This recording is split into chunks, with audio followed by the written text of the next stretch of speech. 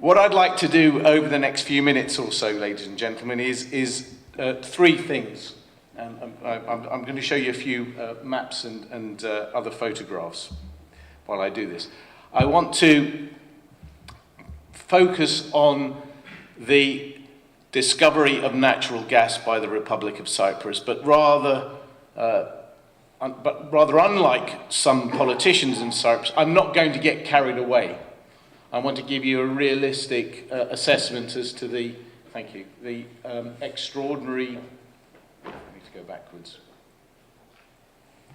I want to give you an overview as to the extraordinary opportunities which have arisen, not just for the Republic of Cyprus, but for the United Kingdom and the European Union, as well as the region of which the Republic of Cyprus forms part. But I'm also going to highlight the extraordinary dangers which may be lying ahead. And Stradius, in his analysis, has already highlighted some of the dangers which may have arisen in the past few weeks and months. But before I look at the question of gas, gunboats and guarantees, which is the theme today, I want to just take you back into history. And at the end of the 19th century, the Royal Colonial Institute in London hosted a lecture devoted to the island of Cyprus. This was just a few short years after the British had acquired, or rather had assigned, the island of Cyprus to it from the Ottoman Empire. The speaker was a gentleman called Mr. Charles Christian, a former manager of the Imperial Ottoman Bank in Limassol. He was living in Cyprus at the time. And in his lecture, which he entitled Cyprus and Its Possibilities, he said, "I have often heard Cyprus described as a country with a past, but to no future, and I am afraid that this description aptly expresses the opinion which a large number of people in England have formed of this island." There's an echo of that today, because whenever you bump into somebody from this country, they almost always, and I'm simplifying and generalizing it, they almost always associate Cyprus with the Cyprus problem. Of course, it's much more than that. But Mr. Christian, this is the point I want to come to, because this provides us with economic context to what has happened in the past few weeks. Mr. Christian, back in 1897, tried to explain why the island of Cyprus was in such an impoverished and poorly maintained state. The process of decay and ruin, which always follows bad and corrupt government, had been going on in Cyprus for more than 3 centuries, during the progress of which its industries had languished and died. The resources of the country were drained to the dregs, and the energy and self-reliance of its ever-decreasing population had been dried up and replaced by that hopeless apathy and lack of ambition that is born of poverty and despair. Emblematic of this state of affairs was the fact that the island of Cyprus had no university. Had no university either during the 300-year Ottoman period, which Mr. Christian impliedly referred to, or during the British colonial period, which ended in 1960. And it's a rather sobering thought that my predecessors, my grandparents and grandmothers and great-grandmothers and grandparents were deprived of a university education. To what has happened in the last 30 years in particular is that the Republic of Cyprus has emerged as a key pillar in the global capitalist system. And that's rather surprising, bearing in mind the fact that the current president of the Republic is a Marxist-Leninist who was educated in Moscow during the height of the Cold War in the days of Leonid Brezhnev. But incongruity is a characteristic of the history of Cyprus. I mean, it was a de facto part of NATO through the sovereign base areas in the days when Archbishop Margarios was running around with the non-aligned movement. So incongruity is part of the history of Cyprus. Let me just make 2 or 3 points before I move on to gas. The key point I want to really bring across is that the Republic of Cyprus has a number of emblems of capitalism. It has now a very well-developed university system. thanks to the opening of the University of Cyprus in 1989 and various other institutions. According to its Ministry of Maritime Affairs, its merchant fleet ranks 10th in the world. It has the third largest merchant fleet in the European Union. Various very wealthy companies are based in Cyprus and are involved in maritime affairs. Apparently, one of the world's leading and richest billionaires, Mr. John Fredrickson, a Norwegian-born shipowner, and apparently the world's leading oil tanker tycoon, according to Forbes, is a citizen of the Republic of Cyprus. In parallel with that, as you may know, the Republic of Cyprus is part of the association with Russia, and billions of pounds or euros go in and out of Cyprus from Russia. So the Republic of Cyprus is a pillar of global capitalism, and that is a product of the last 30 years, and it has occurred in spite of the disaster which befell the island in 1974 with the invasion and the occupation and the de facto partition. And this has arisen in spite of these centuries of colonial exploitation and neglect. And it's something that the citizens of the Republic of Cyprus can be rather proud of. So this development that has occurred, the discovery of natural gas in the exclusive economic zone of the Republic back in December of last year, has to be seen in that sort of context. And you'll see here that the natural gas was this natural gas discovery took place in plot 12 of the exclusive economic zone of the Republic of Cyprus. Now, it's important to note at this stage, and I'm going to just summarize here something that's rather complicated, the Republic of Cyprus has effectively followed in the footsteps of its former colonial master, the United Kingdom. It's very interesting if you look at the history of the exploitation of the North Sea. The British adopted what amounted to a 6-stage process. First of all, they secured their legal position. Secondly, they entered into agreements with relevant neighbours. Thirdly, they commissioned exploratory tests. Fourthly, the exploratory tests were carried out. Fifth, the infrastructure was developed. And sixth, the extraction of natural gas was completed. And then the British became not just producers of natural gas and oil, but also exporters of its energy resources. And the Republic of Cyprus has completed the first step through the UN Law of the Sea Convention. It's completed the second step through entering agreements with 3 of its neighbours, although, as Stradis has explained, there are question marks over the agreement with Lebanon.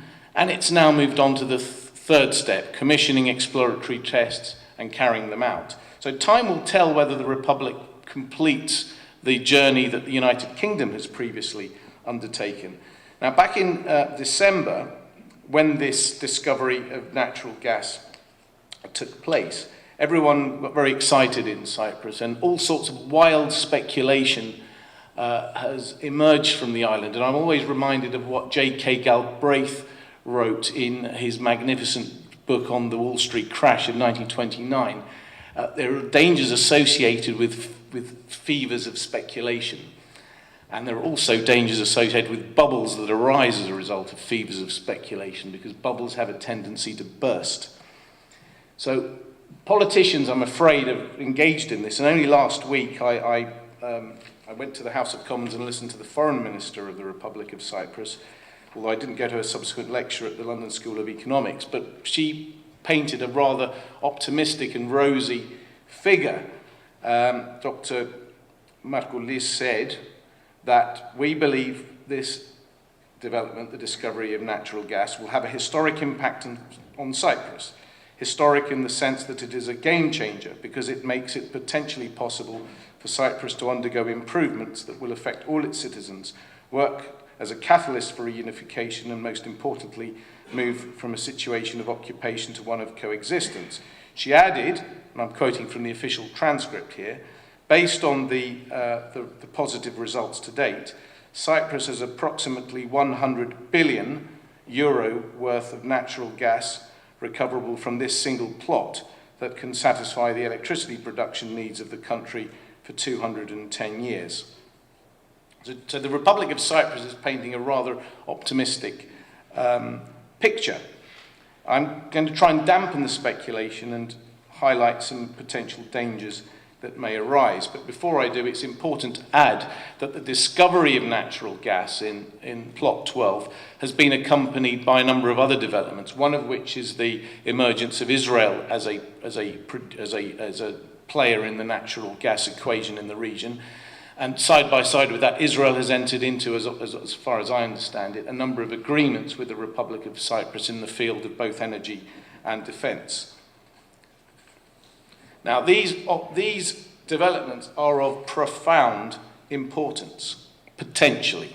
And if, and I must say here it's a big if the Republic of Cyprus becomes a producer of natural gas, and if the Republic of Cyprus manages to export natural gas, that set of developments will serve not just the interests of the Republic of Cyprus, but also the interests of this country, the United Kingdom, and the European Union, of which this country still just about forms part. Now, to understand why the Republic of Cyprus is potentially going to be so important to the United Kingdom and the European Union, we have to, of course, understand that the global energy system is built around various countries. You can't quite see that very well, I've noticed. Never mind. It's built around various countries which are located in unreliable and dangerous parts of the world, such as the Gulf, North Africa, and Nigeria. The United Kingdom, following the discovery of natural gas and oil in the North Sea, had a boom and a heyday in this, well, boom is not quite the right word, had a natural gas and crude oil heyday in the 70s and 80s. But regrettably for the United Kingdom, the heyday seems to have passed. In 2004, the year of the Annan Plan, ironically, the United Kingdom ceased to be a net exporter of natural gas. I'm going to focus on natural gas rather than oil from this moment onwards.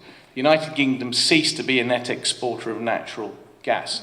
What that meant was that from 2004 onwards, the United Kingdom has had to import more and more gas.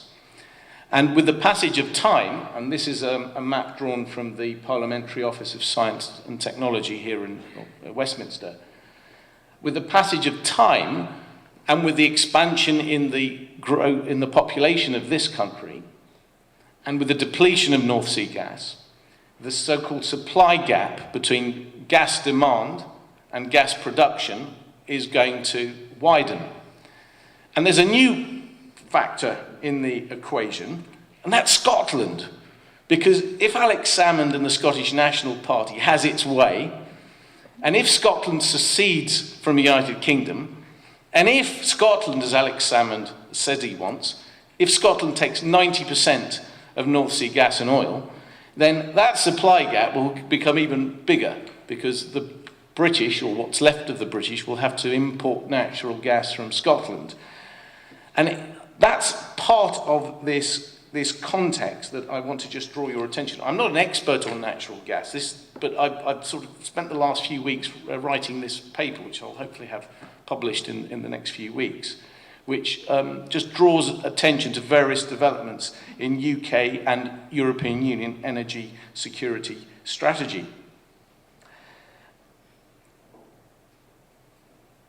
I want to just make one other point at this stage, and that is that back in 2003, the British government anticipated this supply gap, and the then Department of Trade and Industry issued a white paper, and the white paper explained that we need to start thinking about diversifying our natural gas imports. But the white paper carried an assumption. This was back in 2003. The white paper carried an assumption which is no longer true. The assumption was, this was the assumption of the British government back in 2003, that Russia has been exporting gas to Western Europe for over 30 years without interruption. And the assumption was, well, if the Russians were exporting natural gas without interruption to Europe in the days of the Cold War, well, with the new post-communist regime, they're likely to continue to do so in the future. I'm paraphrasing, but that was one of the assumptions that was made. Since 2003, Russia has, on a number of occasions, for various different reasons, decided to interrupt temporarily its natural gas supplies to the European Union. And to understand the chilling effect of Russia's actions since 2003 and 2004, one only needs to consider these statistics which I've drawn from the European Commission.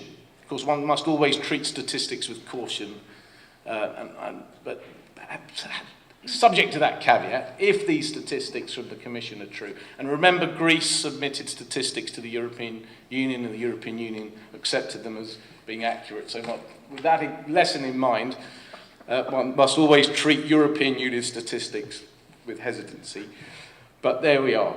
33% of natural gas imports into the European Union back in 2009 were from Russia.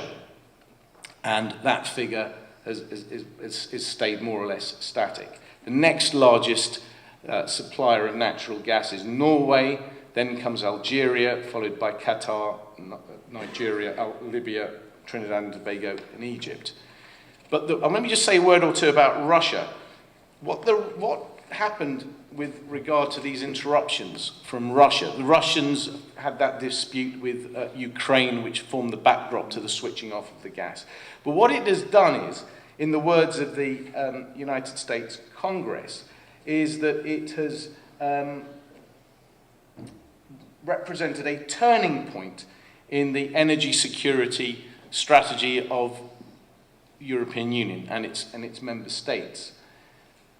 If I may quote from an article written by an academic, Professor Peter Rutland, which was published in 2008, European leaders are sensitive to supply disruptions emanating from Russia. Price disputes with Ukraine and Belarus caused temporary shutdowns of gas and oil supplies in January 2006 and 07. Although these interruptions were brief and actual deliveries to end users were not affected, these incidents drove home to European consumers their vulnerability to a single supplier. European anxiety is exacerbated by the knowledge that Russia's vast reserves mean the situation is unlikely to change in the foreseeable future. And sure enough, in June 2009, the BBC reported that the giant energy company of Russia, Gazprom, which controls the world's largest reserves of natural gas, has issued a stark warning to the European Union, saying it must decide if it wants to continue receiving supplies of Russian gas. So the Russians are playing politics with their natural gas supplies to the European Union. And this has had really quite a substantial and chilling effect on the mindset of those European countries which are partly or largely or wholly dependent upon Russian natural gas imports. Estonia, for example, relies entirely upon gas imports from Russia. Estonia is now part of the European Union. Finland relies entirely upon Russian natural gas. Austria, 74% of its gas consumption hails from Russia. The figure for the Czech Republic is 70%. For Poland, it's 50%. For Germany, it's 39%. For France, it's 26%. So there's a problem with the European Union's natural gas imports. It's almost, it's heavily dependent upon Russia. Norway is outside the European Union, but it's a friendly country attached to the European Union. And then we come to Algeria, Qatar, Qatar, Nigeria, Libya. What do they all have in common?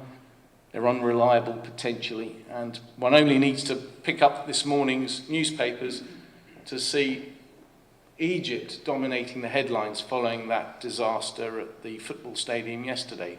It just shows you how these countries and our part of the world, the Eastern Mediterranean, if I can use the word our in this context, is vulnerable to attack and to crisis.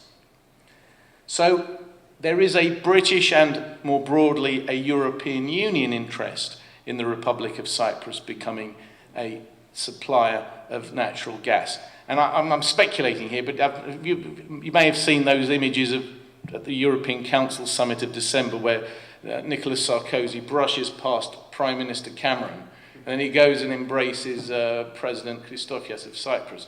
Well, I wonder why President Sarkozy was so interested in President Christofias. And it may be this. I'm speculating, of course, at that moment. This map, again drawn from the European... Where have I taken it from? From the European Union. That map drawn from the European Union reinforces the point that I've just made, that the countries of Central and Western Europe are almost wholly, or not, that's an exaggeration, are to a considerable extent dependent upon these pipelines bringing natural gas from Russia into the European Union. And that map also does one other thing, and I speak as a mild Eurosceptic here. That map does one other thing. It demonstrates the rationale for the European Union. There is a need for a concerted pan-European approach to dealing with energy. And this freezing cold weather reinforces why we need electricity. If we didn't have electricity, we wouldn't be able to have this meeting here. We'd be sitting under candles, which is what they used to do in the old days. So that deals with the natural gas position in the European Union. I'm only really advancing one argument here, and it's that it is in the national security interests of the United Kingdom and the energy security interests of the United Kingdom and the European Union for the Republic of Cyprus to become a supplier and exporter of natural gas.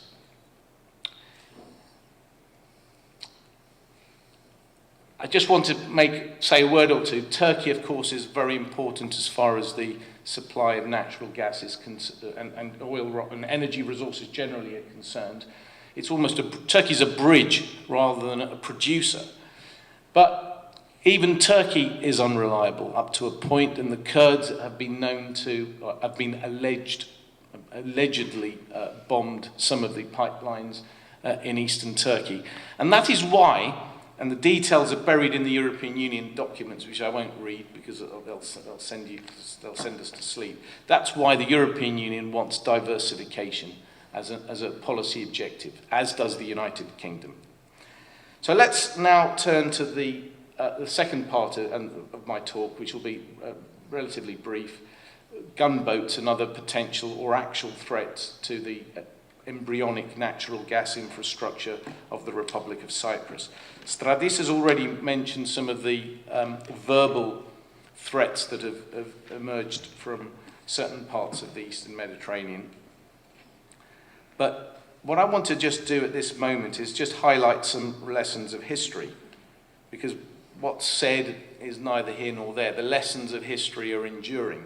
And one lesson of history is that if a Mediterranean island or Mediterranean territory enjoys a strategically significant geographical location, this can be a double-edged sword. It can produce extraordinary opportunities, but it also can produce extraordinary dangers. I need only refer you to the works of Herodotus and Thucydides from antiquity to underline that point. Related to that, going to more recent history, one must never forget that Mediterranean islands have borne the brunt of international armed conflict. It's quite a shocking thought that in the year 1942, one of the most heavily bombed spots on the world was the tiny island of Malta in the central Mediterranean. Cyprus, as we know, throughout the centuries has borne the brunt of invasions and occupations. And even today, when Cyprus is supposedly protected up to a point by its membership of the European Union, it's trapped in the Eurozone, and it could be destroyed in a different way by its membership of the Eurozone. And that's what history teaches us. Mediterranean islands are inherently vulnerable, and their geographical location is a double-edged sword. The second lesson of history dovetails with that first lesson of history. The discovery of energy resources can metaphorically, as well as literally, fuel international armed conflicts.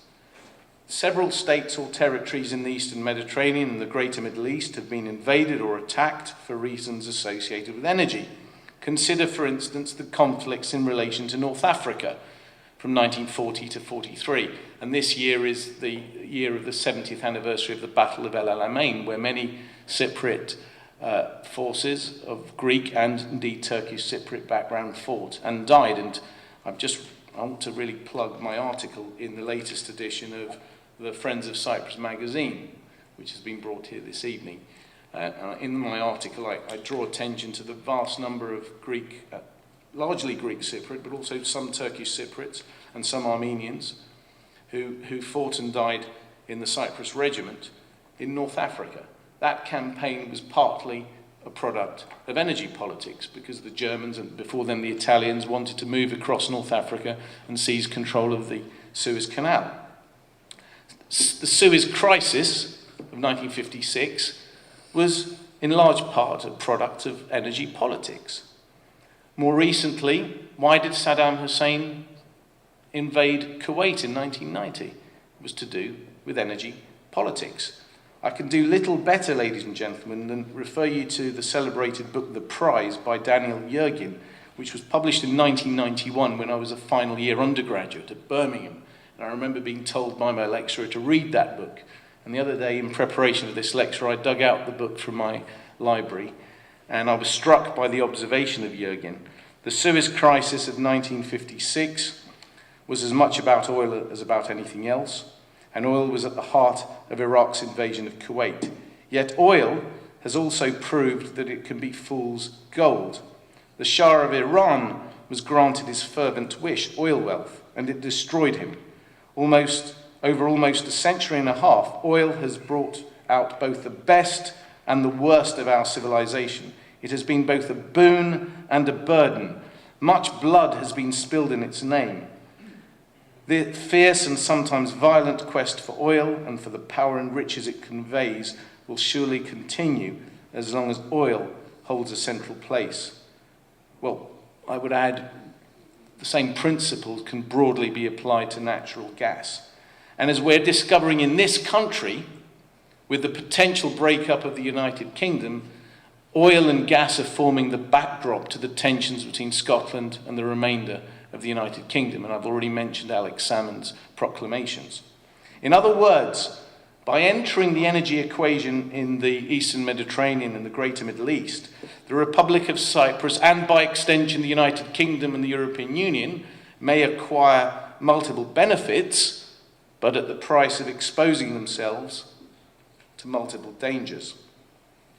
And the third lesson of history is that international relations and domestic politics are rarely static for very long. And the politics and international relations of the Mediterranean are particularly volatile. It's hard to believe, ladies and gentlemen, that President Mubarak was still in office in Egypt 1 year ago today, although he was just about clinging on. And a year ago today, Colonel Gaddafi was still lording it over the Libyans, or the cockroaches, as he called them. Over the past year, the Republic of Cyprus has been in or near the eye of at least 5 storms, those relating to Tunisia, Libya, Egypt, Syria, and of course, Greece. In other words, this may be a fantastic opportunity for the Republic of Cyprus, as the Minister of Foreign Affairs of the Republic pointed out the other day. And I agree, there are enormous opportunities. but history suggests that there are also many potential or actual dangers. Let me just I'll just pinpoint 3 or 4 major dangers. One major danger, of course, is from state actors. We're already familiar with the menacing threats hailing from Ankara, but we've also heard about the tensions from Lebanon, and Lebanon, regrettably, has fallen under the influence of Hezbollah. The Republic of Cyprus is now cozying up to Israel. Israel and Hezbollah clashed in 2006. So the Republic of Cyprus is being drawn into the Hezbollah-Israel dispute. It's being drawn into the Palestinian question. And in the eyes of many in that region, the Republic, and I'm talking about the Islamists in that region, the Republic of Cyprus is deemed to be a Christian country. So there's all that religious undertow to the tensions in that region, which the Republic of Cyprus has now been drawn into. In the past, they tried to be friendly with the Palestinians. They were in the non-aligned movement. They've left the non-aligned movement. It was a price the Republic had to pay for joining the European Union. They're deemed to be part of the broad Euro-Atlantic alliance. That has enormous advantages, but it has enormous dangers as well. And the Republic's not in NATO, so it doesn't have the protection of Article 5 of the treaty. Then there's the problem of Turkey's relationship with Iran. Iran is the leading Islamist power in the Middle East. Turkey is becoming Islamist. Iran may, and I campaigned against the invasion of Iraq back in 2003, and I went on that march in Hyde Park, so I'm always cautious about American or British ministers speculating about nuclear proliferation in the Middle East. But Iran may be on the verge of acquiring nuclear technology. Turkey is emerging as Iran's great ally in the region. So Iran is a potential player in the Eastern Mediterranean, and we discovered with that incident which resulted in the explosion on the southern coast of Cyprus last year that Iran is active in the Eastern Mediterranean. It's sending weaponry into the region. There's the threat of terrorism. Remember, the alleged leader of the 9/11 hijackers was Egyptian. Osama bin Laden's successor as head of Al-Qaeda is Egyptian. Egypt is situated to the south of Cyprus. There is an ever-present threat of terrorism. Until now, the Republic has largely escaped international terrorism. There have been incidents in the past, but it's largely escaped. Now it's cozying up to Israel. That may have positive effects from one perspective, but it can also result in great dangers from another perspective. And the last threat, 2 final threats. One is piracy. This goes on a lot off Nigeria, I understand, in other parts of the world, but there is an ever-present threat of pirates and hijackers taking over these platforms. And then I suppose the gravest threat of all is, how can I put this diplomatically? The ability of the politicians and public officials, or some politicians and some public officials in the Republic of Cyprus, to shoot themselves in the foot and to shoot their country in the foot with it. And I need only refer you to that incident last year where the Republic of Cyprus, in its wisdom, chose to place 98 crates of high explosives next to the biggest power station on the island. And of course, this is a problem. In the Mediterranean, we have a tendency to shoot ourselves in the foot. The latest example took place with that ship off the coast of Italy. This is a danger. So there are threats, and they need to be addressed. And that begs a rather interesting question. What should happen to protect the Republic of Cyprus and the embryonic natural gas infrastructure which will emerge, it seems, not just onshore but offshore as well? Now, the Republic of Cyprus, if I can use an analogy, is really, at the moment, it's outside NATO. It has a relatively small National Guard. It's partly reliant on the military assistance of Greece. In a way, it's as exposed as I would be if I walked into a room full of vipers. And those vipers are going to grow in number now that the relationship with Israel is developing, and now that Hezbollah and Lebanon are saber-rattling. So what should the Republic of Cyprus do? What are the options? Well, there are dangers associated with doing what the Republic is doing at the moment, which seems to be just relying on anybody who'll come along to offer their assistance. So Greece has a role to perform, and the Republic of Cyprus has drawn upon the assistance of Greece. A lesson of history, of course, though, is that Greece, or the Greek junta back in 1974, was incapable of defending the island. In fact, it helped activate the crisis that resulted in the Turkish invasion. With Greece, and I love Greece, and I go to Greece all the time, but Greece is incapable of stopping forest fires taking place on the outskirts of Athens. What hope is there, depending upon Greece, to ride to the rescue of the Republic in the event of an attack? I'm not saying Greece should be ousted from the defence infrastructure of the Republic, but there are worries and concerns about relying on Greece. The Republic has chosen to embark upon a defence relationship with Israel. That may be sensible. I haven't seen the details, but Israel is the most well-equipped country in that part of the world. Then we have the United Kingdom. Remember, the United Kingdom is a guarantor of the Republic of Cyprus. And I just want to make, and I'm very conscious of the time, and I'll try and wrap up in the next 5 minutes. The United Kingdom has given a treaty guarantee to the Republic to recognise and guarantee the independence, territorial integrity, and security of the Republic of Cyprus. So the United Kingdom, in tandem with Greece and Turkey, back in 1960, ventured that guarantee. Recognise and guarantee the independence, territorial integrity, and security of the Republic of Cyprus.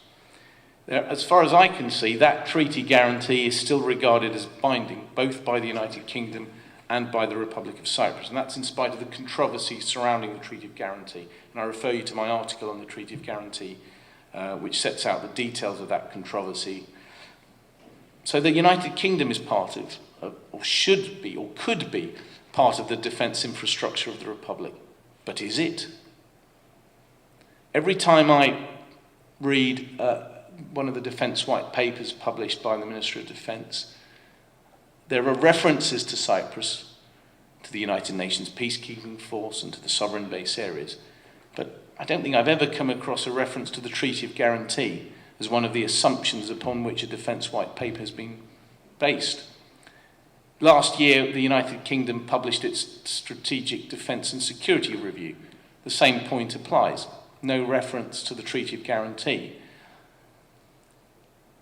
The United Kingdom has a history of letting the Republic down, as we discovered in 1974. But the Republic of Cyprus is not the colonial territory it was in the past. And it's not the non-aligned country that it was in the 60s and 70s and 80s and 90s. It's part of the broad Euro-Atlantic alliance. It's been a pivotal player in support of the United Kingdom in relation to Iraq and Afghanistan, and last year Libya. And what the Republic needs is a bit of grown-up thinking, mature post-colonial thinking. And it needs to think seriously about forging a closer relationship with the United Kingdom and utilising the sovereign base areas. Hitherto, the sovereign base areas and the British presence in Cyprus has been primarily used to support British and American and other non-Cypriot ventures and interests.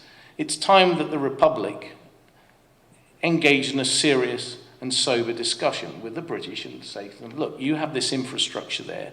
We're developing this natural gas infrastructure next door to Agrodiri at, where is it, Vassiligo, is it? Midway between the two sovereign base areas. We have this offshore infrastructure, it's just to the south of your bases. Come and help us, and we'll give you some gas. That's a bit of speculation on my part, but it's a sort of discussion that ought to take place. The British, of course, I could imagine the yes minister type discussions. They're like, oh, but that will upset Turkey. Oh, that will upset the Foreign Office. But they have to, I think the British have to engage in this discussion, and the Cypriots have to as well. I have to give the British credit for one thing. When they have repeatedly in Parliament said some very interesting things about the rights of the Republic of Cyprus in relation to the exclusive economic zone. Back in 2009, in a written answer to Parliament, the then Minister for Europe, Caroline Flint, stated, and I'm sure she didn't write this, it was written to her by Sir Humphrey or an equivalent, as a signatory to the United Nations Convention on the Law of the Sea, the Republic of Cyprus is within its rights to explore for oil and natural resources within its territorial waters and exclusive economic zone. She added, we hope an early solution to the Cyprus problem will allow all Cypriots to benefit from Cyprus's mineral wealth, and the UK supports all efforts to that end.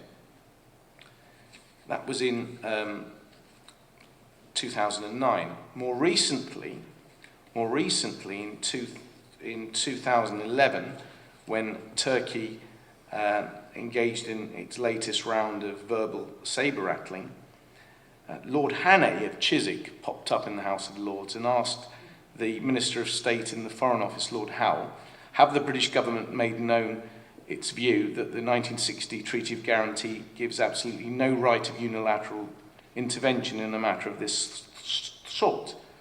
And he referred impliedly to Turkey in the context of menaces and threats. Lord Howell of Guildford, who incidentally is the Minister of State with responsibility for international energy policy, as well as the Commonwealth, responded, this is an extremely sensitive issue. As the noble Lord knows, the whole problem of the Levant Basin and the discoveries of offshore gas in considerable quantities are relevant to a number of nations in the area. Like all parties to the UN Convention on the Law of the Sea, we, the United Kingdom, recognise Cyprus's sovereign rights to exploit mineral reserves within its exclusive economic zone, and we call on all parties to cease from inflammatory actions or statements. And he added, we welcome President Christofias' statement that any revenues that emerge will be for the benefit of all Cypriots. And there have been similar statements made in the House of Commons by the current Minister for Europe, Mr. Lidington. So the United Kingdom, I suspect, has realised that there are opportunities here for the United Kingdom as well. The question is whether the cuts to Her Majesty's forces will enable the United Kingdom to engage in any operations in defence of the Republic if there's an external attack. And I'll just make a note here, the UK last year entered into a defence and security agreement with France, which may be of use in this particular context. I just close on guarantees with a reminder from history, which is that ultimately a state shouldn't rely on external actors to spring to its defence. I refer you to The Prince by Machiavelli. He refers to mercenaries and auxiliaries, guarantors in our context, as the most useless type of troops. Auxiliaries are involved, according to Machiavelli, when you call upon a powerful state to come to your defence and assistance. Auxiliaries are fatal. They constitute a united army wholly obedient to orders of someone else. I mean, think of 1974 and Harold Wilson and Nixon. Wise princes, therefore, have always shunned auxiliaries and made use of their own forces. So the Republic is caught between, on the one hand, being too small to perhaps have a big defence infrastructure of its own, and on the other hand, it's caught by that lesson of history, which is that if you rely on external actors to spring to your defence, they might not. So that brings me, ladies and gentlemen, to my conclusions. I hopefully have advanced three key propositions here.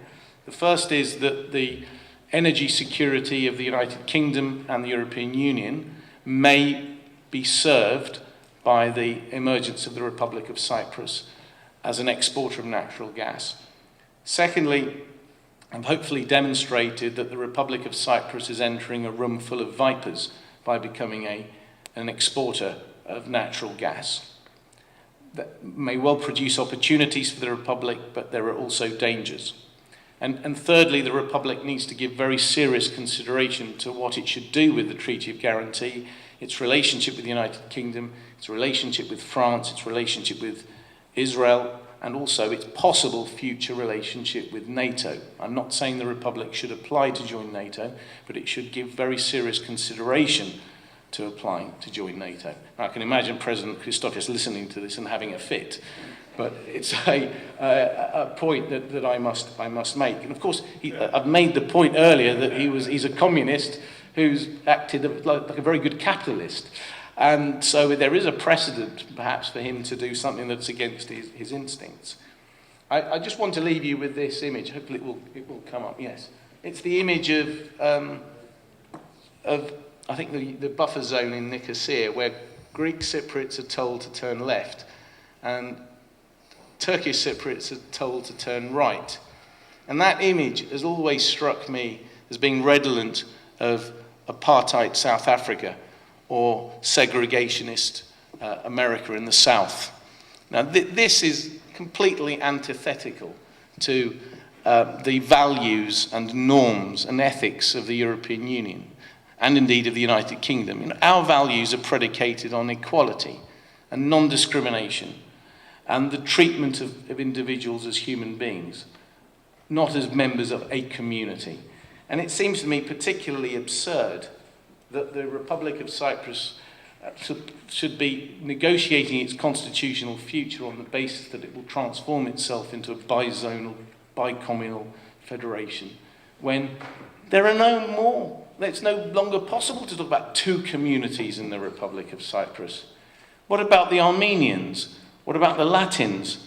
What about the British? The British, there are 60,000 British people permanently resident in the Republic of Cyprus.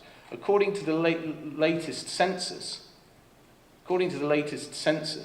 of the Republic that was published last year, 21.4% of the total population of the Republic of Cyprus is neither Greek Cypriot nor Turkish Cypriot. 21%. If you bear in mind that the Republic of Cyprus, or that the Cyprus question was partly a product of the tensions arising from the presence of a Turkish community of 18%, it's surely a noteworthy development that the non-Cypriot population of the Republic, that's excluding the settlers in the occupied area, the population of the Republic has reached 21%. The migrant population has reached 21%. How can we be talking about two communities? In my view, we should be talking about one community with various ethnic and religious strands. That's the way you operate in Europe. Regrettably, the Republic is being pulled in an easterly direction, and it's being drawn into the tribal politics of the Levant. It should be drawn towards the inclusive, democratic values of the European Union, which are rooted in the rule of law. So I will leave you with three thoughts from antiquity from the philosopher Epictetus, who was born a slave in Asia Minor in AD 50 or thereabouts. He secured his freedom and became a teacher of philosophy in both Rome and also Greece. And I was rather captivated by these thoughts, especially in the context of what's happening in the exclusive economic zone of the Republic and the excitement that's generated. Three quick points, according to Epictetus. Wealth consists not in having great possessions, but in having few wants. Second, no man is free who is not a master of himself. And third, if you seek truth, you will not seek victory by dishonorable means. And if you find truth, you will become invincible. Thank you.